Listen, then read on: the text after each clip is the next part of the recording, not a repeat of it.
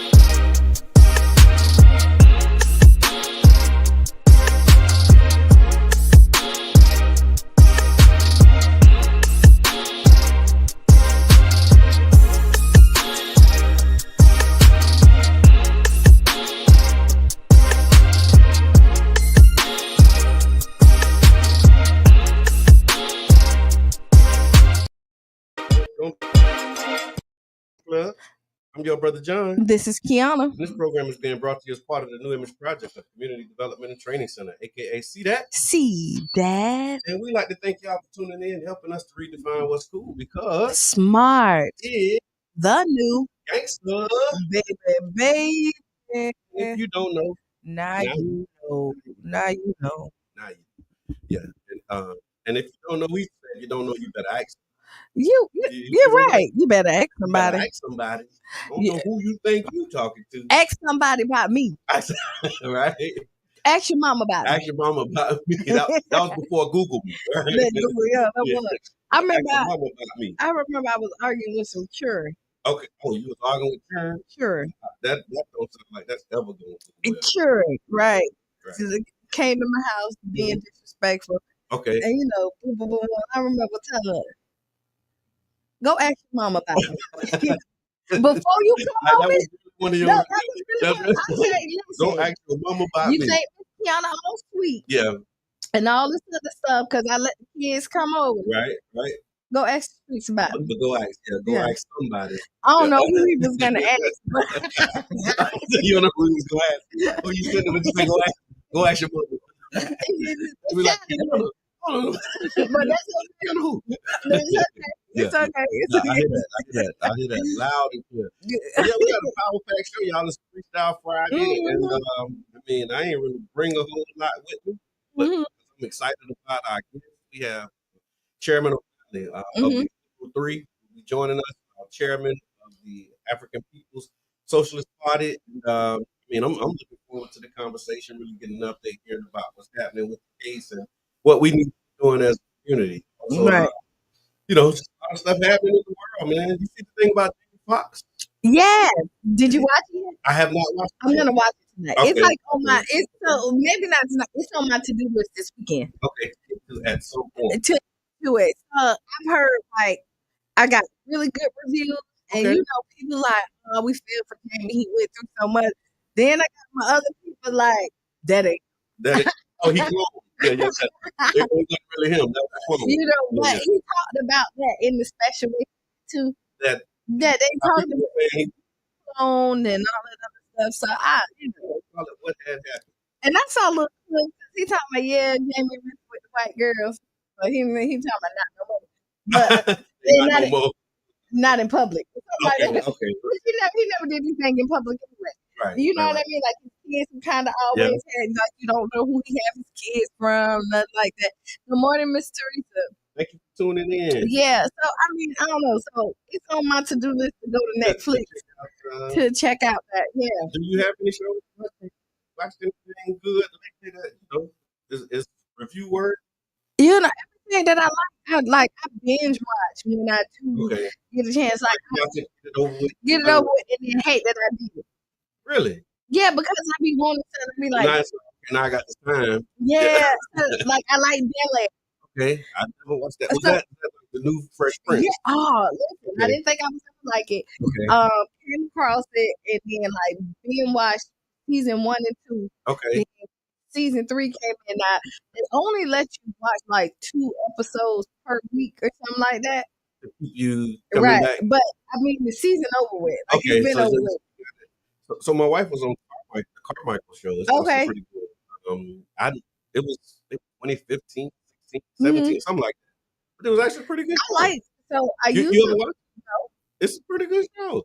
And they have great topics. Like the topic of conversation, it kind of Good morning, Mama. You know, how like good times. You know, how like good times just have like them tough conversations. And, you know. What I'm learning, like the shows that last for a long time, typically are good shows. Yeah. Even if you don't watch them, like if you stumble across them, you be like, "Oh, I see why people watch this." I was like I watched it. And I was like, "Okay, yes, why people watch this." Now I like Force. Oh, how are you? Yeah, I'm all over the Power universe. You over it? No, like. Oh yeah. Yeah, like I stopped watching it, but then like, Force was really good. I'm excited bringing back. Okay. I think that you know him 50 is like beefing. Omar, he wasn't getting paid. I guess. But this is how I feel about this. I understand about the paid stuff, right? Yeah. But you be looking at like our black directors and everything as if they're the players. Like they're the ones behind it, right in the chest. Like they're, you know, like they're the Warner Brothers who have like multi-million when they can afford to pay you more. I think that when you look at it, and I could be wrong, but Oprah's, Tyler Perry's, 50 Cent are paying what is the top of their budget. Okay. You know what I mean? Like I have $2 million to work with. I can't give you the whole $2 million. But even though, you might charge Warner Brothers $2 million, but they got billions. Right. They got $2 billion and I got $2 million. So my budget kind of looks different. Right. I got you. So that's what I'm, hello Maurice. Yeah. So that's what when I'm looking at the complaint, I get it. And then I don't see the complaint when they go and in their movies. Right. You know what I mean? And they can pay you more. Yeah. And you choose not to complain about them, but then you complain about us. So they say, if they do hire you, build something, make something for us, and then do it. Then we say, where you going? But they hire you, and when they do hire you, they're not even giving you what they give me. So I really hate. And will absolutely will not. Oh, so Miss Teresa says she's been watching Family Business. I see that Okay, come up okay. all the time. They do. They promote that heavily. It's pretty good. I Yes. don't really. So do you Started watch? a few weeks ago. I needed to stop watching the national politics. I know that's right, Miss Teresa. I'm trying to tell you, yes, for real, it will drive you crazy. Okay, Backstreet season 1. Okay, um, Okay, is on. Okay, okay. and it's so much TV, like so many options. So do you still watch like TV, or do you only watch Um, like apps? I watch like all my TV is app, so even TV is an app for me. Do you I have watch. Spectrum? I got Spectrum, so I use like the Bay News and I look like I Do watch you still have yeah, cable channels? through the app. I use the Spectrum app for my cable. Okay, so Yeah, but you still got cable. yeah. I guess you could say that. I don't know. You pay a cable bill. I do, Yeah, you and I have. pay TV. Yeah, I do. Yeah, I yeah. do. Because It's not just internet. It's not internet only. right. So I I got have internet and like TV. I like TV. Like I do like Okay. real TV, Yeah. and I hop back and forth from apps to like real TV. Like I like the first thing that I cut on is Spectrum. So Bay News 9 is the first thing that pop up Yeah. Yeah. on my TV when I wake up in the Mhm. morning. And then I do because I watch like your 1,000 Pound Life. Okay. Like I do. That's I like mean, A&E, We TV. TLC. Okay. Yeah. Okay. I like stuff like that I I kind got you. of yeah. You've That been I on that. You've been on that too. You mentioned that Monday about the yeah, 1,000 because pound. that's what I'm. Okay. I That's watch another that. one. Yeah, I do watch that. I And kind of that's reason I had. yeah. I And don't so like the drama stuff too much. I kind of watch anything. Okay. I watch it. And then wait, Spectrum bill means you have cable there. You have. Yeah, Yeah. and the Spectrum Well, I is mean, hot. you could do just internet. Good morning. Yeah, Yeah. you do internet only, and so yeah, I just and I want to cut the cable and get rid of all of that stuff, but I'm trying I to haven't figure done out how to cut my cable bill now. I'm being charged for boxes that I don't know where they at and I it. don't use them. Yeah, well, that's a place you can start. Talking about putting it down, you can start there. Like, hey, why y'all charging me for these They boxes? they that told ain't- me to bring them in. The yeah. problem is I don't know what they What happened to that doggone box? Reno said he don't watch TV. Okay, All right. all right, yeah, that's what's up, man. It's there's a world in which we don't participate. Well, I mean, Yeah. but Reno, you gotta watch them because you watched the Jamie Foxx special, right? Did they see it? Did they see it? Because he made a post about it. Okay. Does that count as TV? Is Netflix TV? If it's showing through your TV. Well, maybe It's showing through the monitor. maybe watch it on your What phone. is TV? Right? How do you define TV? Yeah. Because you say you don't watch TV, but we saw your about the Jamie Foxx special. What's up, my brother? Don't eat the swine. What's up, my brother? So today is Friday the 13th. Got any It's plans? Friday the 13th. It is. Oh, Got any thoughts on that? Friday the 13th. This is how I know I'm out the loop. Okay. Right. I'm almost special that Urban Heat probably have a Friday the 13th special. That's what I was thinking. And usually I'm in the loop because I'm at the tattoo shop, so y'all will probably catch me at Urban Heat You get a sometime. tattoo today? No, I help work this. Okay. You know, Yeah. yeah, I got I do it. So I'm almost positive that Urban Ink has a tattoo special. It's probably like $32 Okay. or something like that, or Right. $31, something like that. $13. But no, not flipped over. Right. Now if you do go there, I know for a fact that they're just gonna have tattoos out that you can't veer off of it because these are cheap tattoos. If you want something custom, book you an appointment. There you go. Okay. Shout out to Urban Ink, man.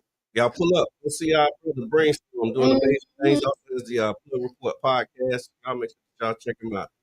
We haven't started season 2 yet, a plug report. So go back and watch season 1. Season 1, please.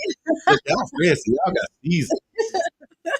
We should pull up, show up. Well, because we don't really ever really take a break. Okay. Like we don't really pause. Yeah. No, It's we just- don't. We hear. We're like the song that goes on and on and on, Yeah. my friend. That's that you can listen to over and over and over. And now that you're talking about listening to over and over and over again, if you miss us, we have replays. Yes. And we're also syndicated. Yep. So you catch us on Mo Show Live.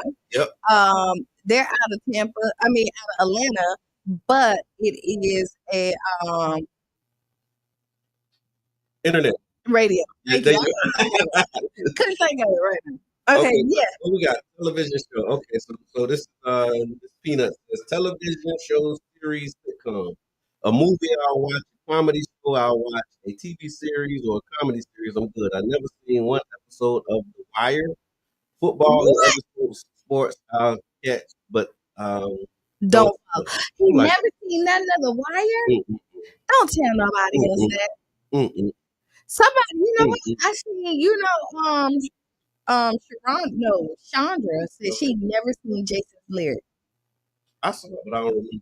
What? With Jada Pinkett? Yeah, so let's talk about that, right? So I'm that taking y'all because cards. no, listen, Okay, go that ahead. era was like our era of black sports because like in the '60s, and I wasn't there. Kind of what I Okay, go ahead. what like how you had the arts and culture, and shout out to Peter and Nick Savannah and in the space, the art and culture would help into support and fuel the movement. So the movies the images that we were seeing, the songs that were being sung, like it all helped to fuel the movement. Mhm. And then, when the enemy see that, like, okay, how can we like change this direction? And so that's when you start seeing like, you go from what's going on with Marvin Gaye to let's get it on.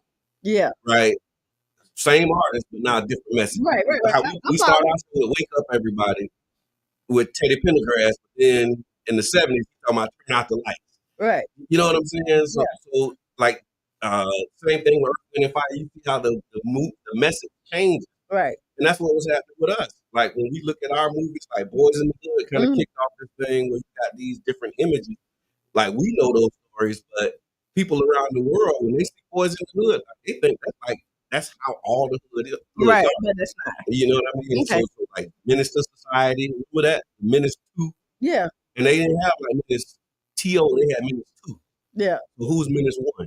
You know what I'm saying? The police. Come okay. on, man. So that's what I mean. But like those movies and those images, they help, I think, to fuel that whole criminal justice, Good morning, spike and the incarceration rates and all of that stuff that was happening in our back in the days now. You know what I mean? Like the early 90s, late 80s, early 90s. Okay. A lot of those movies and those films, like basically propaganda that was like putting us in bad light. So when I think about Jason Lyric, I think about like that. That's what come up. Well, I like Jason Lyric. Yeah. I wasn't a bad movie, no, I wasn't that deep. But we woke. We can't be like in these movies. I wasn't woke. I can be entertained. Understand the bigger picture. I do understand the bigger picture, but I like Jason Lyric. So favorite like top 3. Okay. Harlem Night. Oh yeah. I can watch Harlem Night whenever I'm having a bad day. If I'm having a bad day, I can watch Harlem Night, put it on and laugh. And I know all of these. I do that with life. Okay, so yeah. And Love Jones. I can watch Love Jones. And I think they might have a sequel of Love Jones. I'm all for it. Yeah. I'm all for it. Have you ever seen The Lion King? Yes. All of them. Don't do that. I'm not gonna, I see on your head. Your hair actually. Well, I'm not gonna take your card for not watching. No, I'm not. Because Lion King technically is a cartoon. Sweetie.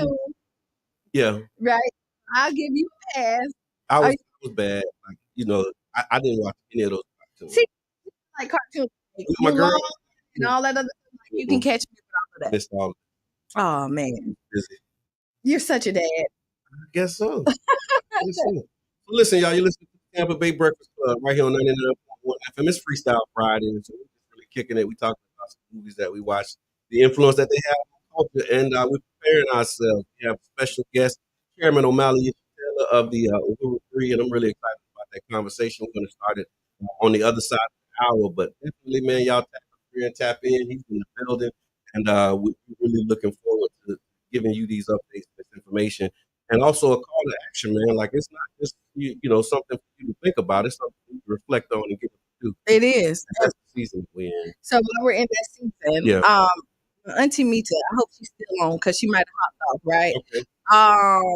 If you can put the link on there. You know, we're doing the Blessed bags, Okay. and so we're fundraising. Okay. We did. We're go $500. Okay. So we're like 340 or something like Okay. that. We're on the last push because we're gonna give out the Blessed flags on the 21st. Okay. The kids are gonna actually set them up this week, like on Thursday, coming up. So if you want to donate, we are trying to hit our goal of $500. Please do. If she's not on that, I want the money. We need $500. We need $500. You heard and the we man. 340, so we really only need 160. Yeah, if on, you man. feeling good on this holiday season.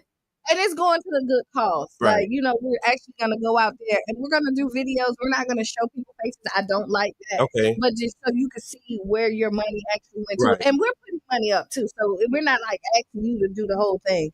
Like we got I hear that. That's just your contribution. Like we're asking you to help us help you. Right. Right. Go out there. And if you have any ideas, because we're gonna put socks, we got like travel packs, toothpastes, you know, toothbrushes, stuff like that people need in this holiday season. Right. They got bags, so they're not just getting handed to them because they are called the police bags. Right. So yeah. And then also we have we're thrilled to announce an event with award-winning children's book author Ty Allen Jackson. He's going to present Danny Dollar Millionaire and conduct a book signing at the Royal Theater in St. Petersburg. That's on Saturday, December 14th. That's tomorrow, y'all. I say December 14th. Y'all start thinking that time. Tomorrow at 2 o'clock, 2 to 5. And Ty is a celebrated children's book author. He's a literacy advocate, a motivational speaker, and also a recipient of an honorary doctorate. He's being brought in by the Competitive Readers Coalition, formerly known as the Barbershop Book Club, making sure that we get lit, man, and we understand the importance of literacy, reading, and all things education. And so he'll be here, Ty Allen Jackson, and he's doing the Danny Dollar Millionaire book signing tomorrow at the Royal Theater at 2 o'clock. So y'all make sure y'all. And we're going to take a break. Yep. Tag a friend, tell a friend. When we come back, we'll have a guest. Yes. Right? And a great conversation. Yeah, so tap in, and we'll be right back about 6-7 minutes after y'all. Are being organized in Syria today to celebrate the end of 5 decades of authoritarian rule by the Assad regime. They come nearly a week after Bashar al-Assad fled to Moscow amid a lightning rebel military event. Agape Souls Boutique. High-end boutique looks and quality with affordable pricing. Located at 6025 Martin Luther King Street South in St. Pete. Choose from our amazing selection of stylish, fashion-forward heels, wedges, boots, children's shoes, accessories, and much more. You can shop now and pay later, interest-free with Afterpay. Subscribe to our website and get huge savings on our latest products at AgapeSoulsBoutique.com. For more information, call 727-379-1318. Come give your feet the royal treatment and check us out at Agape Souls Boutique today. Agape Souls Boutique. High-end boutique looks and quality with affordable pricing. Located at 6025 Martin Luther King Street South in St. Pete. Choose from our amazing selection of stylish, fashion-forward heels, wedges, boots, children's shoes, accessories, and much more. You can shop now and pay later, interest-free with Afterpay. Subscribe to our website and get huge savings on our latest products at AgapeSoulsBoutique.com. For more information, call 727-379-1318. Come give your feet the royal treatment and check us out at Agape Souls Boutique today. Agape Souls Boutique. High-end boutique looks and quality with affordable pricing. Located at 6025 Martin Luther King Street South in St. Pete. Choose from our amazing selection of stylish, fashion-forward heels, wedges, boots, children's shoes, accessories, and much more. You can shop now and pay later, interest-free with Afterpay. Subscribe to our website and get huge savings on our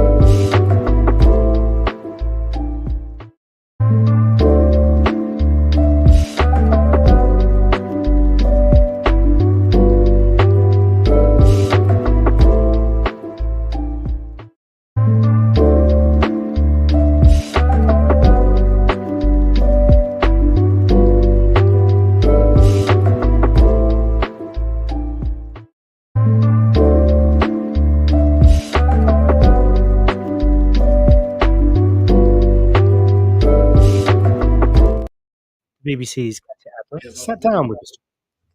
Yeah. And just like that, y'all, guess what? We back. We're back. We're back. Back We're back. and We're back. live, full effect, y'all. On And this great Friday. we want to welcome you back to the Tampa Bay Breakfast Club. I'm your brother John. And this is Tiana. And this program is being brought to you as part of the New Image Project of the Community Development and Training Center, aka See That. See that? And we would like to thank y'all for tuning in, helping us to redefine what's cool, because Smart is the new gangsta. baby. And you don't know. You definitely know now. For real. For real. And y'all, I get all in my like giddiness, I just get excited when we have this our next guest coming on, and so today we have the honor of welcoming the man who is right now at the center of a highly public and deeply significant case. We got Chairman Omali Yeshitela, leader of the African People's Socialist Party, and a dedicated advocate for Black liberation, self-determination, and please join us. And he's here to share his perspective, give us some updates on what's happening with the trial and all things community. Like we're gonna try to exhaust while we got, we're gonna try and pull it out of you, Chairman. And so I thank you so much for being here. Thank you for coming this morning. Welcome to the Tampa Breakfast. Thank you so much. It's good to be here. Good to be home, so to speak. And you brought Nicole here. the cold chased me here. That's right. The cold chased me here. Yes. So you're native. Yeah. Mm-hmm. Yeah, I'm born right here. Grew up in St. Petersburg. Yeah. But I really appreciate being able to be here and to be with you. Because we are engaged and have been engaged in a war of ideas. And this is why it's really important for this platform, this institution to be here, to participate, to be able to have our own voice and to speak to ourselves. We speak the same language. We have the same problems that we have to solve. And also we have the same victories to celebrate. So it's just very, very, very good to be here. Thank you so much. Is it .org or .com?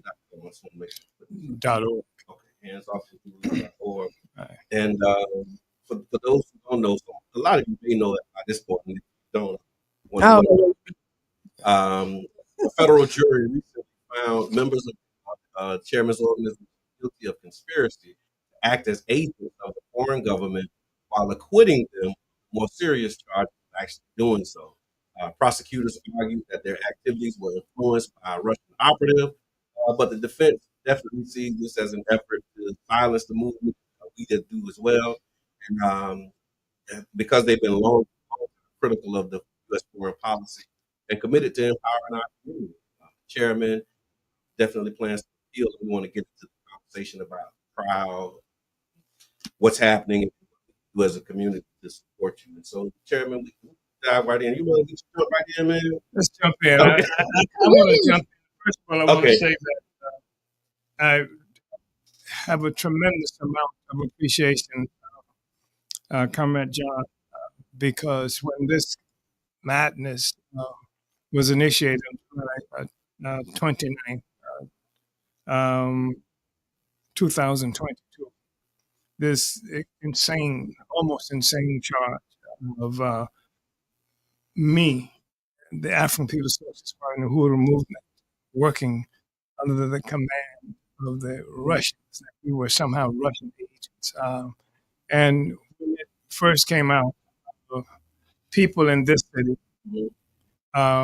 thinking people who are not cowardly, sycophants, they know better. And I really appreciate you reading the Tampa Bay Times, I think it's called now, that you were one of the few people who really had the courage to take a stance and say, that doesn't make sense. We know the history of this movement, what it's always been about. The other people better as well. But, excuse me. Yeah. But wow. Hold on, let me see if they were not able to take a good stance. And I just wanted to say that. And I stand on everything I've ever done. I have nothing to hide. I have nothing to hide. Yeah. And this whole nonsense working for Russia, it's not something that started with me. They did it to Marcus Garvey. That's They right. did it to E.B. Du Bois. This guy was co-founder of the NAACP. They did it to him. That's right. So it's nothing new, but they've been putting us in prison, locking us up for violating, for not going along with the line that's coming from the government. I know one of the people I know you have a lot of appreciation for, as do I, and I'm talking about the Honorable Elijah Muhammad. Yes, He was sir. jailed. He was Yes, sir. jailed because he refused to participate in certain foreign policy objectives. He refused to go into the military. And he wouldn't send the children to their school. Yeah. And so they arrested a lot of the secretaries and the teachers, but they wouldn't. So this is this is being self-determining, saying that we have agency. We don't agree with this. That is a crime, and for us. Yeah. Well, the thing is that if you live in a system based on slavery, then freedom is illegal. So say that for the people in the back. That's what you got to deal with. Freedom has to be illegal under slavery. And I remind people that we fighting now dealing with the issue of the First Amendment, free speech, Bill of Rights, but even as we say this, we recognize that the Bill of Rights, the First Amendment, they were not for us. That's right. When the United States Congress passed the Bill of Rights, the First Amendment in 1791, we were property. That's right. So obviously it was not for when us. They said we the people. We the people. It was not for we us. We were not considered people. Well, we were considered property we were property of the people. Right, You're right. So we have been, black people in this country have been the vanguard for the Bill of Rights. We've been in the forefront fighting for free speech, fighting for freedom of assembly, fighting for freedom of association. And that's even up to now. I mean, because it's never been legal for us. So when they attack me and they attack the whole movement and fighting to keep us from talking, when they make an assault on us and for talking, then they're simply using us as a means to make an attack on the Bill of Rights that's appreciated by white people. Yeah. Because you've always had the assumption of having free speech, but we never have been able to make that assumption. Right. So anyway, that's just the reality. And that's one of the fundamental aspects of this case, right? It is a fundamental aspect. And right now it's not the case, but we grew up. Say it's not the case. I know that in terms of religion, that you're not a Christian. I'm not either, but that's another story. Sure. But I grew up in the Christian church. Right. And I remember there's something in Mark that says that in the beginning, there was the Word. Yeah. Yeah. And the Word was in God. You understand? Yeah. The Word was God. Yeah. And so if in the beginning there was the Word, that's a statement of appreciation for speech. Wow. Because if I can't say God, if in the beginning there was the Word, and the Word was God, if you can't speak, you can't even speak. There is no God. You can't even eliminate God. I mean, the issue of freedom of speech is a fundamental right. Chairman, a word is the sound of an expressed thought. It is an expression of a thought. Expression of thought. I didn't realize the chairman was going to go there. Yeah. I'm a spiritual man. Not religious, but it's a major assault. You're right. Major assault. And that's you attack the word. Yeah, you see some of the photos of Africans who lived in this country under slavery. You see those things That's right. The mouth. They the mouth. Shut up, and so we're not supposed to be able. And they murdered Emmett Till. Emmett Till was my age. They killed him, I think, 1955, 54, 55. Yeah. We were the same age, and they murdered Emmett Till because they said he whistled at a white woman. Yeah. Right. Yeah. Which it was a fabrication. But even if he had whistled at a white woman, and so they come and take him out of his grandfather's house in the middle of the night. They attack just like they attacked me, my house. Yeah. At pre-dawn, they attacked my house pre-dawn with tanks, with flashbang grenades, and et cetera, et cetera. And what have you, and they take him out of his house and they take him and they murder him. Yeah. And they cut him up. And well, they didn't cut him up. They murdered him. They beat him brutally. Yeah, and threw him into this river. And he had a courageous mother. Yeah. Who refused to allow them to bury him without him being seen. It was an open casket, and it was really grotesque. And just in Jet magazine, many people remember Jet magazine. It was the magazine. Yeah. It was the written version of 99 Jams, if you will. You know? Making the movement. That's a part of, like, why we initiated this campaign. We call it the New Image Project, because understanding the power of media and how it supports the movement. Because if people don't know what's happening, they list about it's the ignorance. So you just living your life really not knowing, all these things that are going on. All these, like the burning steel, the final call, and those main, are, right. so important to our community. Speech. Yes. 99 speech. And we wouldn't have 99 Jams. Speech was available to black people. Generally speaking, it wouldn't be a 99 Jams. Right. But it had to have a 99 Jams because the right to speak is something that we're constantly involved in struggling for. Right. So anyway, that's what we're dealing with. So they attacked me, but this is not the first time. You remember, I think I heard you mention something about it when they attacked our building in 1996. It came 300 strong. Yeah. And why did they say they attacked us? They said they attacked us because of what we said. We said about the murder of Tyrone Lewis. They killed that kid, that Tyrone Lewis, and nobody was supposed to say anything. Right. And we did something. We said it loudly. We protested it, etc. And they had, and after they killed him, we were on the streets doing what? Speaking. Yeah. Speaking. And this is why they attacked us, right? Yeah. And they came 300 strong. They brought National Guards and put it in the dome that used to be where we lived. They did a place we used to live. They could have had him in the place, the cemetery that used to be a black cemetery that they paid over. That's the kind of regards they got for black people. But you can't speak about that. Right. Because if you protest, if you criticize what's happened to black people, the Russians told you to do it. It's not because there's something. Like you said, it's not about because you talk about free speech, that means you have free thought. Yes, right? Yes. They want to say that your thoughts are being directed and you're being influenced, an agent of that. And I want to talk about that. Somebody said, "Hey, you didn't wake up black." I want to talk about the case to really help us walk through the verdict. Right. Because I know there was like some parts that you were acquitted and then other parts were found. Can you help us understand? Because we tried to explain it. Like we couldn't make it make sense.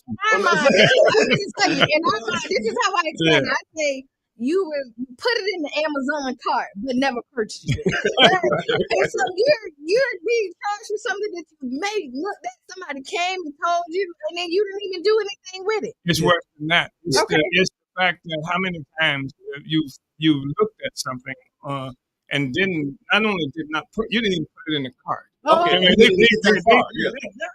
it's even right. So you just scroll. Like you put something in the Google, you be like, hey, I want a blue dress. And in the blue dress, the red one come up. And you pause. You don't even pause. You just scroll by.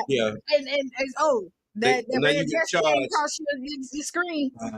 But listen, I'm just self-determination. I mean, I'm not looking for any new masters. I mean, it's almost the same thing where I've spent most of my life. I'm 83 years old now, and I've spent most of my life, the vast majority of my life, fighting to be self-determined. If I wouldn't take the money from the white man, down 34th Street, there's a place where, this used to be a rich white guy who came here and set up a business there, and as one instance, and we went there, and he says he wants to give me $50,000, and I said, no, don't give $50,000. We have a coalition; you can donate to the coalition. He said, no, I want to give it to you, and so I didn't take the $50,000. We didn't touch it. You can't pay me. You can't buy. That's right. And back 50,000. That was at the time. Yeah, that was He who pays the yeah. piper calls the tune, right? Yeah, and yeah, I think there's so much more than that. So it's nonsense. So they charge us with first of all being Russian agents. That there's a law that it has its origin in something from 1917. Okay. It's like sedition, and then it morphed. And I think in 1930 something it was characterized as what it is now. So to work for a foreign government, to be under the direction and control of a foreign government without notifying the attorney general. So that's a crime, right? Okay. So wait, if you work for a foreign government, you have to. You got to check in with the slave master. Yeah. Let me tell you, I decided that I'm going to get hired by the Russians. I just want to let you know this is my new job. But there are people who do that. You see, there are people who work for foreign governments. Some of them register, but some don't. Okay. AIPAC, for this thing, this Zionist funded by Israel. They don't register. They don't register as foreign. Thousands, millions, and millions of dollars come from AIPAC. Yeah, they're funding people who are running for office, and it's known, but they don't have to register for anybody, right? So there, and then there are corporations who hire people, and you can actually get a job to do certain kinds of things, lobbying, what have you, and you register. I'm an employee. I'm doing this, etc. But we don't work for a foreign government. We work for black people. That's the only thing that we've ever done. We're foreign, so I mean, honestly. Right on. So they said, I went to Moscow in 2015. I went twice. Okay. I went in May and I went in September 2015.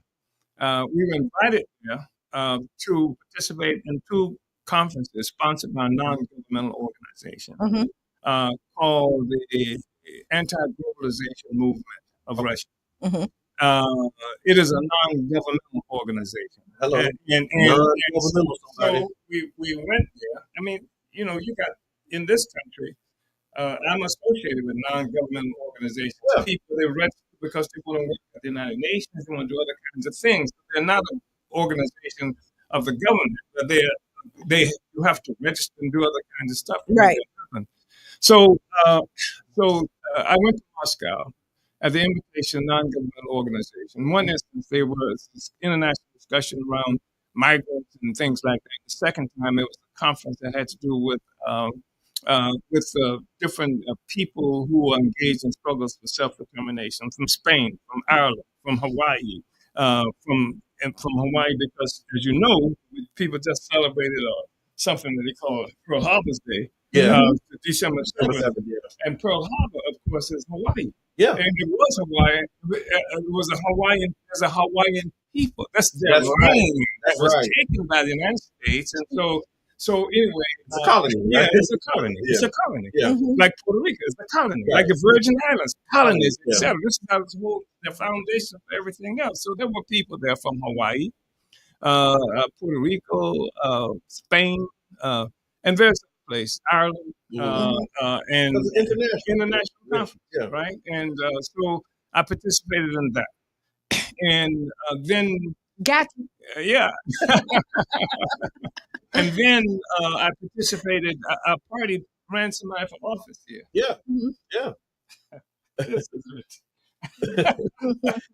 ran somebody for office in 2017, 2019 on a reparations platform.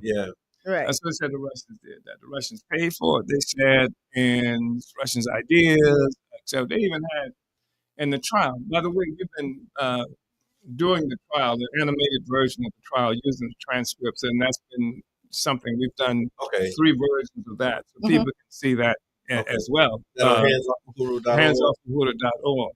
Okay.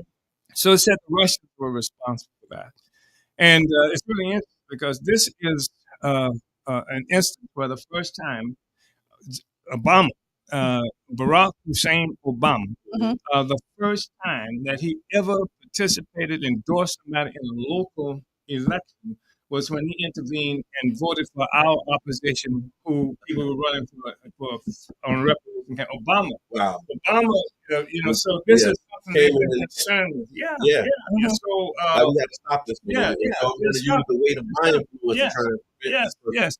And that's what's so beautiful about the last election, because it exposed all of them.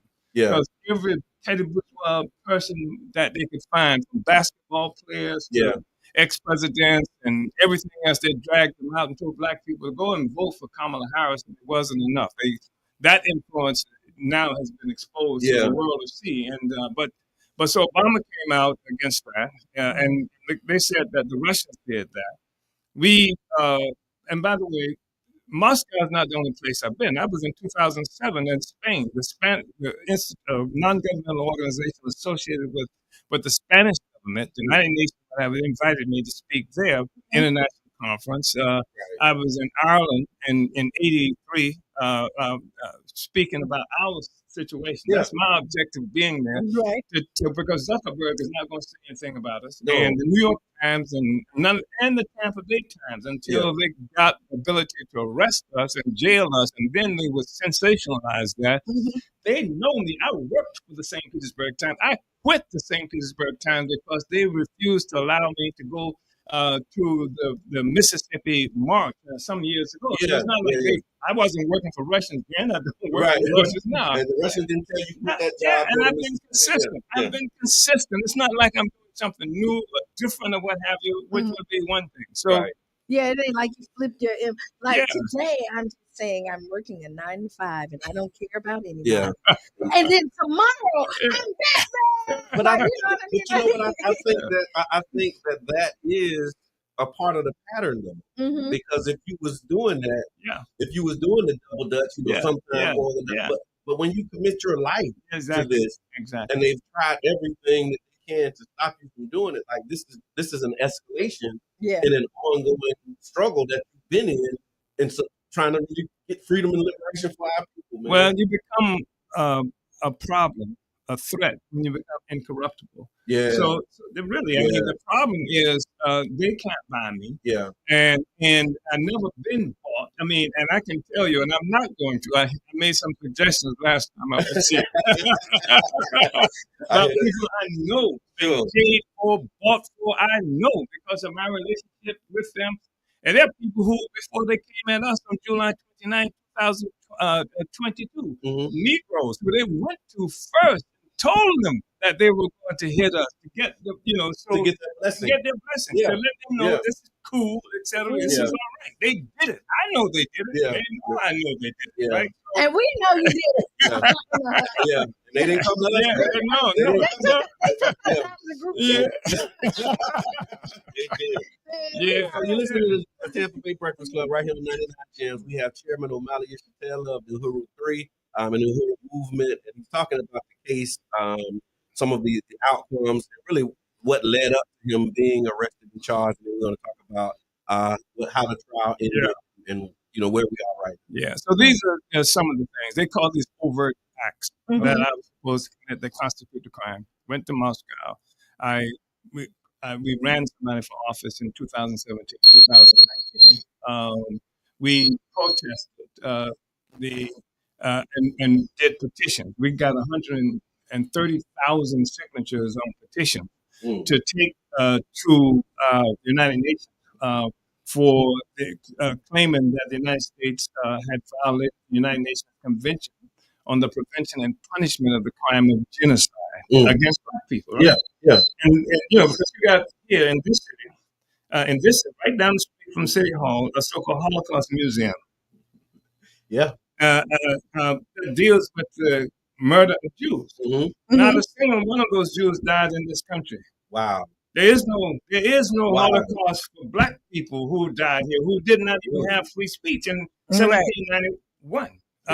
Pick it out, my yeah, mine too. Yeah. Okay, I'm there. But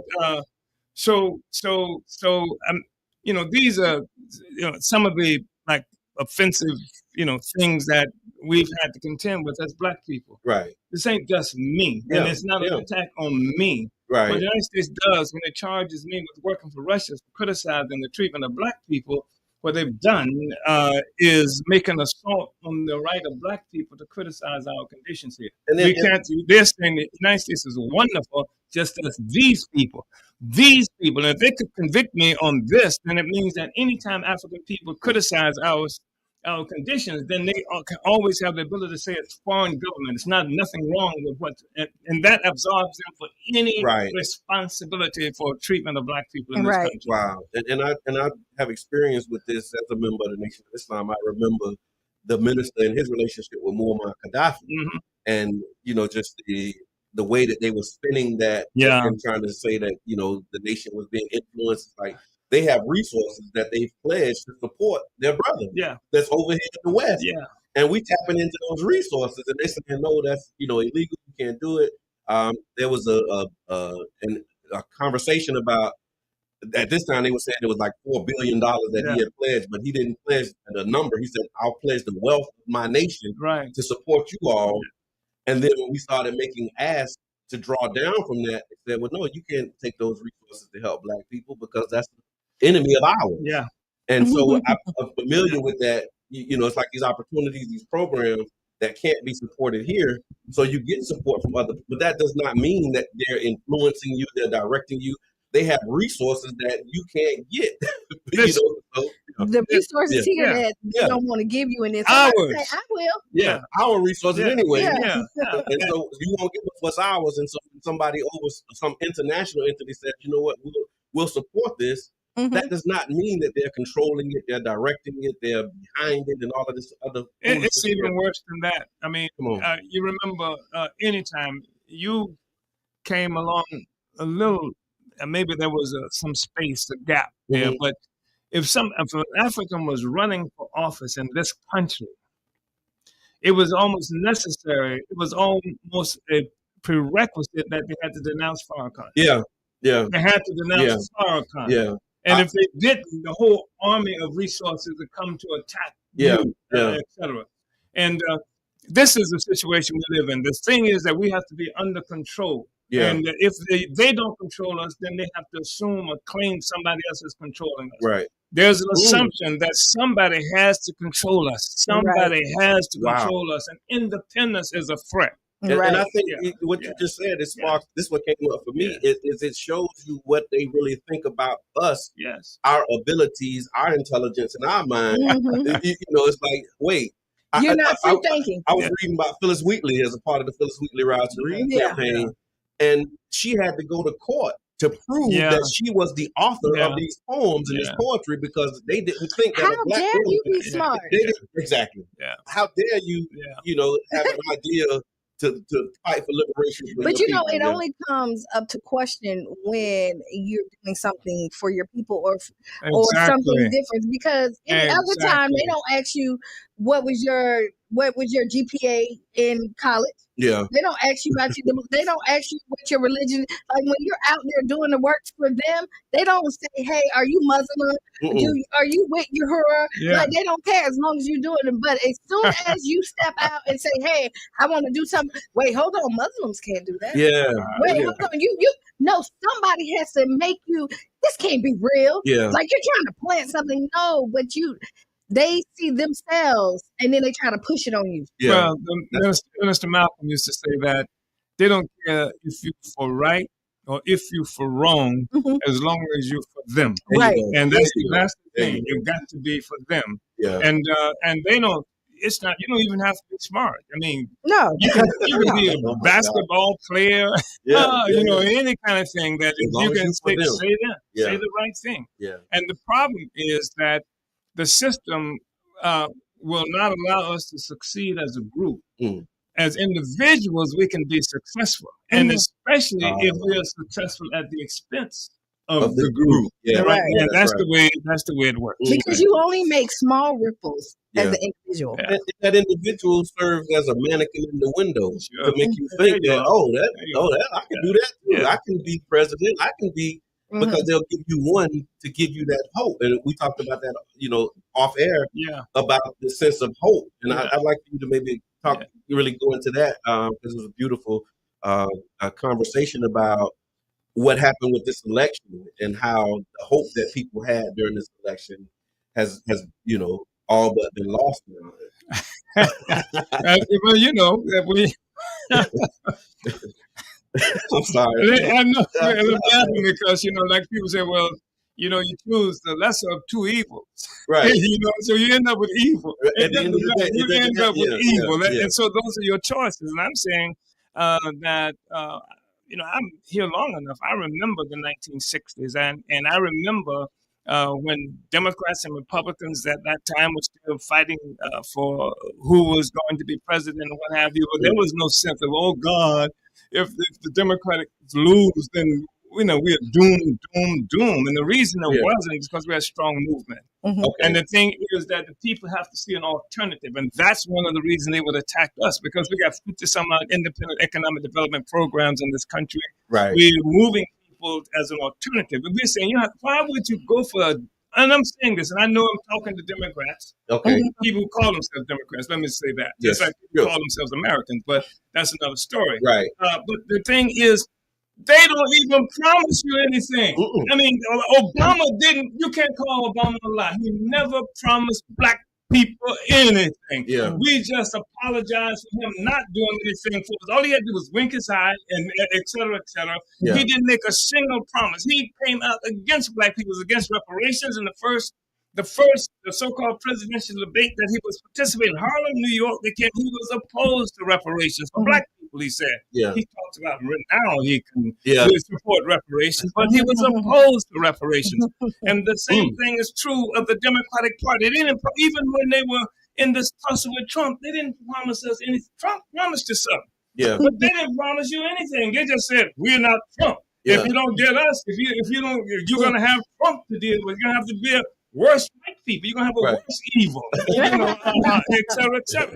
And so what we say is that we don't have to hang our hopes and aspirations on either one of them. That's right. We can rely on ourselves, our own genius. We give our genius away to them. We give our inspiration to them. I mean, you hear Ray Charles ever singing this song? What is it? America? America the Beautiful. I mean, there's no white person can sing America better than Ray Charles. Sing America, and America steps on him. Right. And steps on him and steps on us. And we are the best defenders of a system that oppresses and murders us, and we come up with excuses for it all the time because we can't see a future separate from them. Wow. Yeah. Hey, caller, introduce yourself. We got Chairman Omali in the building, y'all, and we talking about this case. So you got a question for the chairman or a comment? Uhuru Chairman, Reno. Uhuru, comrade. Turn up a little bit. Always good to hear your voice, Chairman. Thank you so much. I had to call in. Y'all don't understand. I used to silence my phone every Thursday, man. So Chairman appoint me in the barbershop, man, just to sit there and pick his mind for 30 minutes for years. I call that advantage mute. But Chairman, within the fight itself, what are some of the ways of going up under you?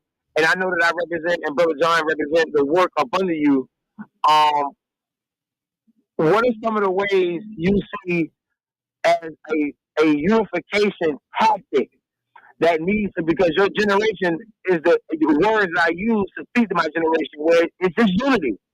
And I don't feel like I have to use brain power to solve our problems. Your generation did. So what's the ways that you see fit that we should be going about to unify each other? Because when we're unified, that's when the work is done. Well, I want to thank you for calling in and raising the question. And I want to say that it's not a generational contradiction, and that that bothers me sometimes when I hear that. The youth this and the youth that. The youth are people who gonna get old if they live long enough. If we're doing it right, if they let them live long enough. Yeah. You understand? Yeah. The thing is, when you talk about unity cannot just handle like some kind of abstract concept. When you talk about unity, is unity for something or unity against something? It's not just some abstract unity. Unity for what? Yeah, for what? Toward what end? And this is the thing that we're talking about. And first of all, it's really necessary for us to understand that we are engaged in a struggle right now. In 2024, we are still engaged in a struggle. It's not over. And they would have us assume that because there is a passage of a civil rights bill or a voting rights act or something like that, that is supposed to be over. They will be able to criticize me because, well, you got it. You're supposed to be free now. What the heck are you talking about? And they've killed people and silenced people who would say that this is not it. You're not self-determining. What makes you free? They said, well, you're no longer a slave. Slavery is just a statement that defines or speaks to the fact that we no longer have self-determination. We're not in charge of. So they said, well, okay, well, you have immigration. Do we have self-determination? You still don't have self-determination. Right. You got Jim Crow. Still no self-determination. Our objective has to be control of our lives as a people, and that makes itself manifest politically, not just in our brains and whatever. That's why people create government. That's why people have, and then once you have government, you make your own justice. You have your own laws. This is what you have to have the ability to aspire to. If you can aspire and organize and fight for that, then you will forever be on the treadmill. You know what a treadmill is, right? Yes, sir. You know, you can put a treadmill, you can ramp it up to go as fast as it can go. And you can run, sweat, pass out on the treadmill, and you never go any place. Same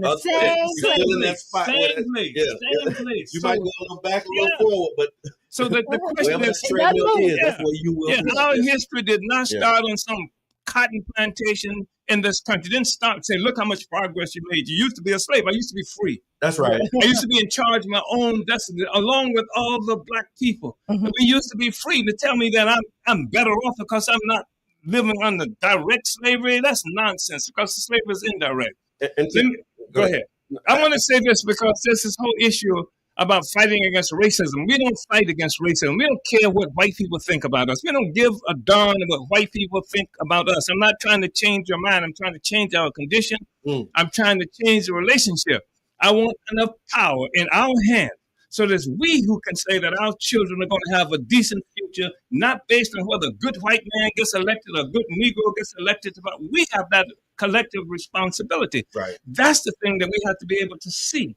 That's the thing that we have to say that we will achieve. That's the thing that makes us human beings. Otherwise, you're just animals. You're just people with no capacity to pursue something beyond the conditions that you live in right now. And I like that. And I think that's beautiful setup for this, because when you talk about unity, what you just described, there's levels and tiers of unity. And what you're talking about is like this ultimate unity where we have a bigger picture, bigger vision. Because what I'm seeing, and I was just on a call, and they said, I think it was Desmond Tutu, I might mess the quote up, but instead of standing at the end of the river pulling people out, you got to go up to the end and find out why they keep falling in the river. Because if not, and that's what happens. A lot of times we'll unite to pull people out of the river, but we never unite to go and say, let's go to up here and see. Because you might see that they're being thrown in the river, you know. Exactly. But it's like, so we'll unite small businesses, we'll unite, these associations and groups. But when you're talking about uniting for freedom and liberation, that's a whole nother dynamic that I think. And uniting the small businesses and things like that could be part of it if there's a toward end beyond the small business, beyond this kind of unity that we're talking about. It's moving towards the bigger picture, not uniting just for the sake of like, okay, we're going to. But really seeing how uniting small businesses connects to freedom, liberation, and the struggle as well. And it's analogous to this saying that we used to have. I guess it's probably still something that's often said, that like they say, well, we're like crabs in a bucket. You know, if one tries to get out, we pull them down, etc. And what we said is that the question is, you're talking about what is it that starts it off? Is how did buckets are not natural living habitats for crabs. And so how did the crabs get in the bucket? Somebody had to put them in the bucket. Exactly. Everybody wants to get out. And who's to say that the crab that's pulling is not trying to pull the other ones out? You looking at it saying he's trying to pull them down, but the one who's coming out saying, look, I'm getting out. Come with me. Step on me, and then I'm going to step on you. Come on, we are getting out. So now we all out the bucket. Caller, we got to Omali in the building. Introduce yourself. What's your question for the chairman? This is Dr. Dr. Jordan calling. Thank you for calling, Dr. Jordan. You got a question or a comment for the chairman? Yes, sir. First of all, I want to congratulate you on the work that you're doing presently. Thank you. What is your opinion or your attitude or your advice as far as the Tropicana issue is concerned? Great question. Thank you, Dr. Jordan. Thank you so much. I think Dr. Jordan is reputed to be a grandson of Elder Jordan, Yes. who was a giant. Yeah. And who's been disappeared. And they say there's no evidence of, this little thing they got a little thing up for him, but Jordan was a giant. Yeah. And, he came here as a poor person. He began peddling. He sold stuff and began to buy land. And the Jordan Elementary School that I went to as a child was a consequence of property that Elder Jordan gave to the city so black people could have a place to live. Right. The Jordan Park housing project that was property given by Elder Jordan. There were other properties who, it may have been, I'm not sure if Mercy Hospital was on the property, and I'm not sure if Campbell Park was one of those properties, but Jordan gave all these resources. And when the city had no money during the Great Depression, Jordan loaned the city the money. Do you understand what I'm saying? Yeah. To keep the city functioning. Right. And we can't get nothing. Can't get nothing. $5. Can't get nothing. And so now we're talking about this dome. We call it the tomb. Okay. And people may remember, but even when they first took this property from black people with the lie that they were going to build light industry so the black people could have some jobs. And even then it was hard to do. People did not want to they used the power of eminent domain to take this land. They even took a graveyard of black people and they paved over it. Right now there's pavement over where black people were buried. This is the kind of respect they have for black people. So we have real strong feelings. We went to jail. We did. Okay. When they were building that, and then they set up barriers to make sure they didn't even have a baseball team when they built the dome. Yeah, the Thunderdome or something like that. Yeah.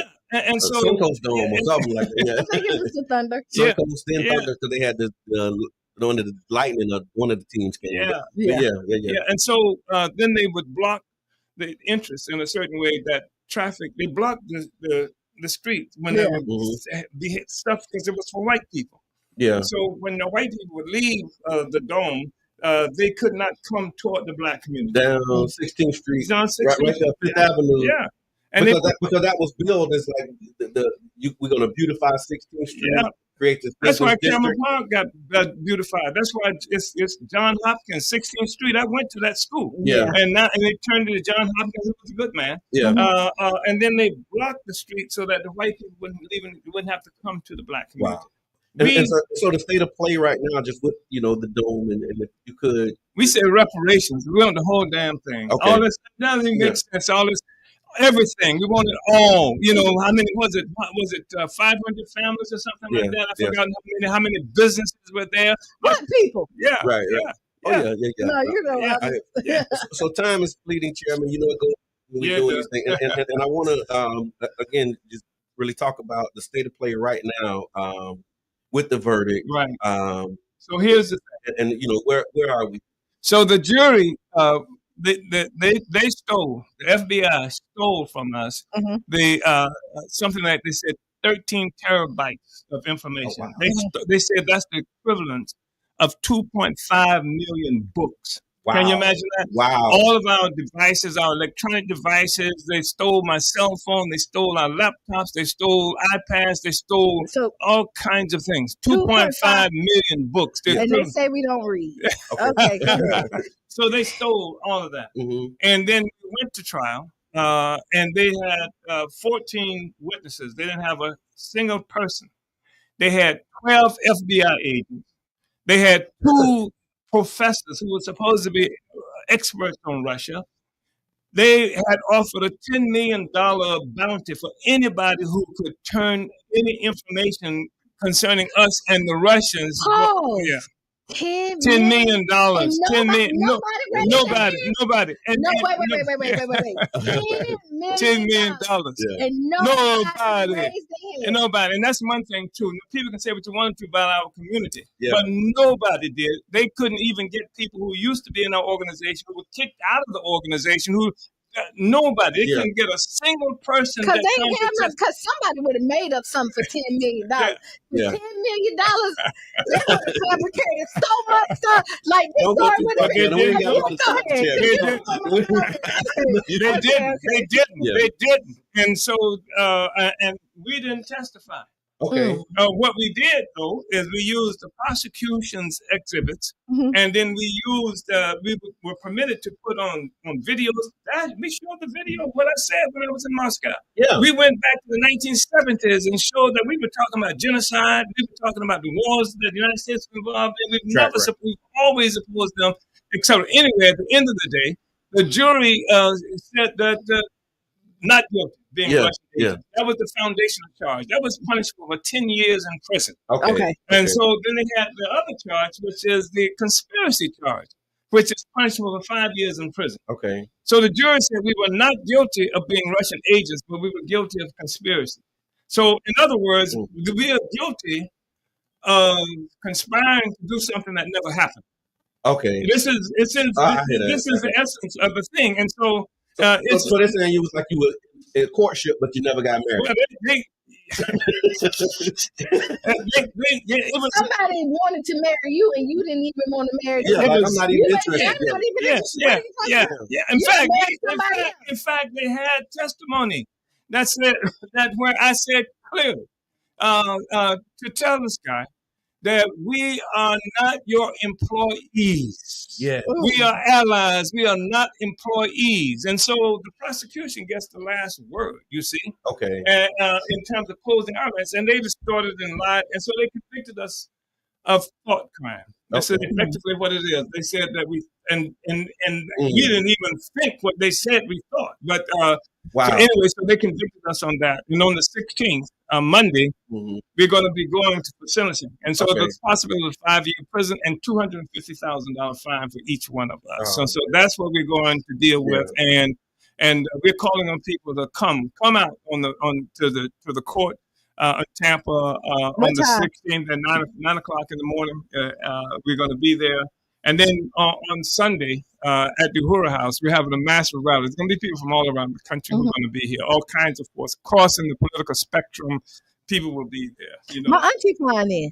I know she is. And then, just seeing, and this just came up for me, seeing that Biden is doing all these pardons, and all of these things that are happening right now, and just seeing, he's trying to atone for a lot of the stuff that he's done. When we look at, the criminal justice system and look at the potential. I was going to ask the question, but I already know the answer. Go ahead. Do you have any confidence or any hope? It's the Biden administration that did this. And I want people to be clear on this because people are talking about Trump, the fascists, and Trump this and that. But Biden is the one. Biden, not just this. Biden, first of all, for all you Negro liberals, Biden was opposed to the civil rights bill that I fought for. I fought for this. You understand? And one of the people you were fighting was him. It was him. Okay. When he was a senator, he was opposed to that. He was opposed to busing even that Negroes like so much because he said he didn't want his children to have to go to school in the jungle. This is Biden. This is that man's statement and what have you. And so, it was him. It was Obama administration that put a $1 million bounty on Assata Shakur. So it's their Justice Department that attacked my house at 5 o'clock in the morning, pre-dawn raid. So we don't expect anything for Biden. Okay. And the people are the primary determining factor here. Right. And what happens is that the people, the support, we've got, I can't tell you 1,000. There's something like 1,500 letters, 1,600 letters has been sent to the judge now in terms of in support of us. I was going to ask you, so Monday is the sentence. Is there opportunities for people, like when people come, is there an opportunity for them to get up and say something? Yeah, some people will say something after that. And the thing is, we have rallies. There's rallies, like I said, on Sunday, and people come to the courthouse. We ask for the biggest courtroom they got. Yeah. And because people are going to come from every place. And they cross the political spectrum, even people like Scott Ritter. I don't know if you heard of Scott Ritter. This guy, he was one of the people who was an inspector during the time when the United States was getting ready to attack Iraq because of so-called weapons of mass. He was one of the inspectors who kept saying, there are no weapons, no weapons. They got him now because they snatched him off a plane where he was going to Russia. They snatched him off a plane, took his passport and whatever. Wow. He's afraid that they might indict him. I mean, so there are all kinds of people who are going to be there, and you should be there. I'm talking now about our listeners and whatever. You should be there. This is my city.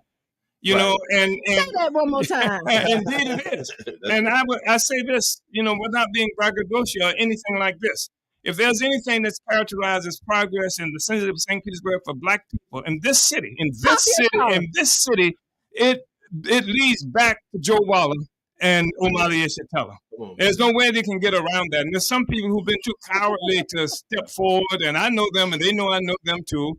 And now that the judge, I think in one ruling with somebody who used to be in the organization, who had been out of the organization for years, but they tried him found him guilty of the same thing, put him on probation the other day, and the judge had to say that this free speech, it's this political speech they were making, etc. I don't like what they said, etc., and gave him probation.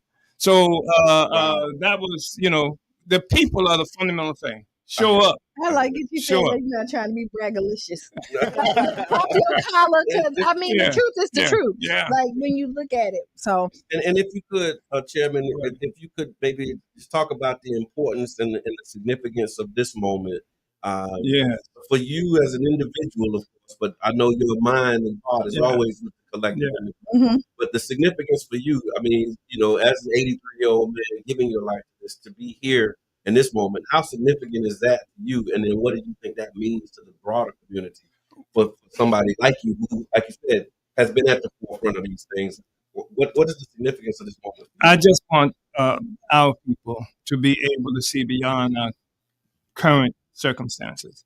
And if I had not been able to do this, I wouldn't be in the movement at 83 years old. You understand? That means so many people, we burned out and all this kind of stuff. How you get burnt out? You understand? I never been burnt out used to mean getting burnt out. You understand? They burn you out. So the thing is that there's something very profound that's happening in the world now. And everybody can see it. And a lot of people don't know how to interpret it, how to understand it, or what have you. It's terrifying the government here. It's terrifying most of the governments throughout Europe.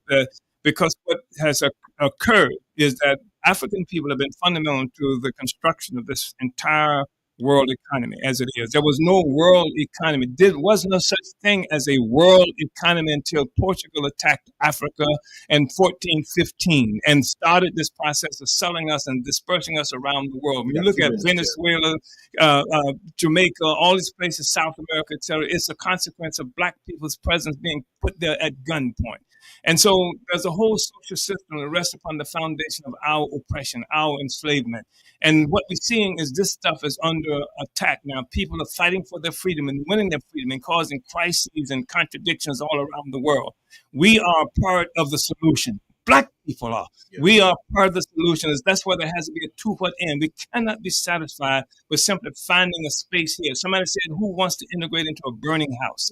You understand? I think King might have even said that. I feel burning house. So we have to go beyond that. And you know, we're firefighters. That's right. Well, you know, that's it. Remind them again, Chairman.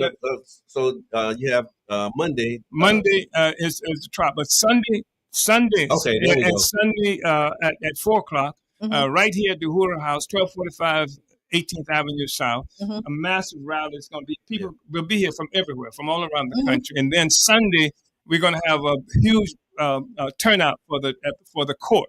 For the sentencing, and they need to see us. They're going to see Black people, they're going to see Mexicans, they're going to see white people, they're going to see all kinds of people who come out saying that this is a lie. So this is what has to happen. The system needs to be in a place where it cannot pretend that they think that I am a criminal. Right on. Because you're not. Yeah. Brothers and sisters, comrades, friends, girls, ladies, gentlemen, everybody within the sound of my voice. You just heard from the chairman, Omali Yeshitela. Make sure that you're at the rally. You're in the place, man. Again, I want to thank you for being here. Thank you for your commitment, your consistency, your service, and just really your love and passion that you have for us. I mean, it was evident just this morning I saw, and this we're going over time, Sister Hughes. Should be okay, Please allow us a little bit of grace. Please don't be mad. But I saw, and this is like for the listening audience, Kiana, you might have saw this too. I saw this morning when we started. I said, Chairman, you're moving a little slow. Yeah. But once you start, you know, the inner, like I'm like, it's just amazing to watch and to witness, man. And it's just something. It's a testament to when you're on purpose and you're living according to your purpose. It gives you life, and I literally watched life. You know what I mean? And it was just I just saw it happen right in front of me, man. And it's amazing, and it's one of those things that contributes to my admiration and my respect because I just watched it in real time. And I can say this. I know what you're going through because, like, as much as we can talk this talk and have these conversations, when you got to go into a courtroom and face a judge who can give you some time for real, I don't care who you are, it's gonna mess with you in some way. And so for you to be able to push through that and to be consistent in your family, you know what I mean, and to have that type of support, man, is something that I aspire to because to be able to really go in the lion's den and not have the fear. But man, just imagine, like a lot of us, you done been to court and you know what it's like to go in court and stand in front of them people and know, you know, I really you gotta suck it up, buttercup, and then you gotta put your But I mean, to still not come in here like, I gotta go to court and you know, and they gonna be trying to do this. And, you know, Negroes find a lot of ways to get humble. You know, if you got court on them. I've seen that, but the responsibility is great. Yeah, your responsibility. I was on trial many years ago in St. Petersburg in Clearwater, and for tearing that mural down. Yes, sir. And a judge, the prosecutor had told my lawyer that if they wanted me to be on the stand and to say that if I had a chance to do it, I wouldn't do it again, right? They wanted me to crawl. Yeah. They wanted, that's like they attacked the Panthers in Philadelphia in 1972. They brought everybody out. They made them strip down and they're naked. And took pictures of them. They want that kind of example for me. And regardless of how I might feel, my responsibility is too great that the African people cannot see me like that. Yeah. I will not crawl for them. I never crawl for I them. appreciate that. Man. And I thank you so much. Thank you. All right. All right, up next, Hughes, make you lose your shoes. And shut up all the wrong. This has been the Tampa Bay Breakfast Club. I'm your brother John. This is Kiana. We out. Believe and do good.